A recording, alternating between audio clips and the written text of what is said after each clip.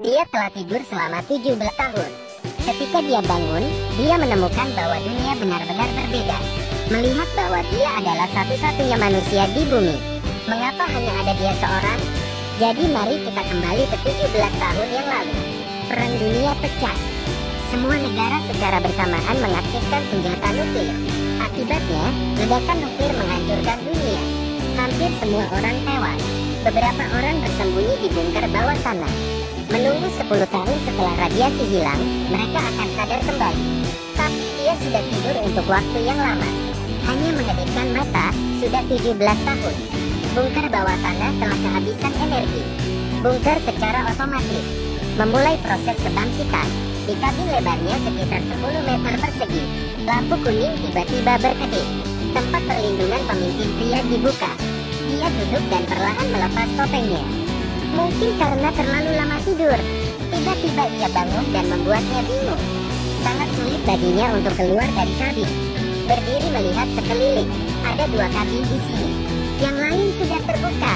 Ada alarm berbunyi keras dan lampu kuning terang. Tidak ada jejak kawannya. Tiba-tiba kotak peringatan mengirimkan informasi evakuasi darurat. Pemeran utama pria dengan cepat memakai alat pelindung dan memegang pistol. Buka palka tempat penampungan, dia memanjat selangkah demi selangkah. Begitu dia keluar, dia terpana oleh pemandangan di sekitarnya. Bekas kota yang makmur berubah menjadi reruntuhan. Bangunan runtuh, di mana-mana hancur. Perangkat di tangannya masih tidak menunjukkan tanda-tanda kehidupan di sekitarnya. Dan juga, meski 17 tahun telah berlalu, radiasi di tanah masih melebihi standar. Mengikuti instruksi, dia pergi ke area berkumpul. Sepanjang jalan, ada pohon mati. Meskipun tidak ada satu orang pun di sekitarnya, dia juga tidak berani menurunkan kewaspadaannya. Mengangkat pistolnya untuk melihat apakah ada yang masih hidup. Jalan yang datar dipenuhi dengan lubang. Koran terkubur di bawah reruntuhan. Dia ingin kembali ke pangkalan militer seperti dulu. Tapi selain dari mobil yang rusak di jalan, tidak ada makhluk hidup lain. Bahkan tidak ada kotoran burung. Dia tidak berani menyerah. Berani berjalan ke gedung yang setengah runtuh. Dia hanya menemukan telepon berwarna merah. Mengetahui bahwa 17 tahun telah berlalu, telepon tidak dapat terhubung. Saluran telepon telah terputus untuk waktu yang lama, hanya ada suara nyaring yang tersisa. Dia pergi tanpa daya, gunakan perangkat nirkabel yang disiapkan untuk mencari informasi di saluran publik.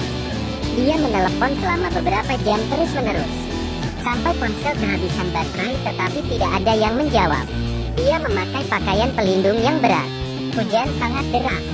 Dia merasa lebih tertekan, mengangkat teropong. Dia melihat sekeliling tetapi hanya melihat reruntuhan saja. Tidak ada satu orang pun. Ketakutan akan kesepian membuatnya tidak takut lagi dengan paparan radiasi. Dia melepas topengnya, membuka mulutnya untuk merasakan hujan yang jatuh di wajahnya. Dia tidak bernafas seperti itu selama 17 tahun. Dengan senang hati menyanyikan sebuah lagu. Tetesan hujan yang dingin bertepuk di wajahnya. Air mata yang hangat bercampur dengan tetesan hujan yang dingin. Tiba-tiba perangkat itu memberi isyarat. Dia dengan senang hati berlari ke arah sinyal. Dengan cepat melewati tempat parkir yang rusak. Tapi dia hanya menemukan mayat rekan-rekannya. Dia terluka, dia hanya bisa memukuli truk sampah untuk melampiaskan amarahnya. Kemudian dia menggali lubang untuk mengubur rekannya. Gunakan topi dan pistolnya sebagai batu nisan. Sudah sehari sejak dia bangun. Dia berkeliaran di kota yang hancur ini. Dia tidak takut bahaya, hanya berharap mendapat kabar dari rekan satu timnya. Dia mengalami tekanan, lapar dan kelelahan. Dengan sangat sulit, ia menemukan sekaleng makanan anjing. Dia enggan makan untuk memenuhi perutnya. Dia merasa sangat putus asa. Benar-benar putus asa. Dia naik ke puncak gedung yang runtuh. Dia menembakkan peluru dan melihat asap di langit. Setiap saat berlalu, dia merasa tertekan dan putus asa. Di bumi ini hanya ada dia. Pada saat dia ingin menyerah, tiba-tiba dia melihat peluru sinyal dari sisi yang dekat. Itu menyalakan api di hatinya. Dia dengan panik berlari ke tempat sinyal, ingin mengkonfirmasi jika ada rekan yang masih hidup. Semakin dekat dia mendekati targetnya, semakin lambat langkahnya. Dia mengangkat senjatanya, mulai waspada, mengangkat teropong dan melihat sekeliling. Sangat cepat dia melihat targetnya. Seorang prajurit dari negara musuh bersembunyi di balik mobil yang rusak. Dia berputar ke belakang. Ketika dia mendekat, dia hanya menemukan helm. Ternyata musuh menodongkan pistol ke arahnya dari belakang. Dengan semangat prajurit yang tak gentar, dia memegang pistol, membalikkan punggungnya untuk menghadapi musuh. Ternyata itu adalah prajurit wanita. Pemeran utama pria tampaknya memahami sesuatu. Kekaisaran telah hilang. Mengapa dia harus bersaing dengan seorang wanita? Mereka adalah yang terakhir dari umat manusia.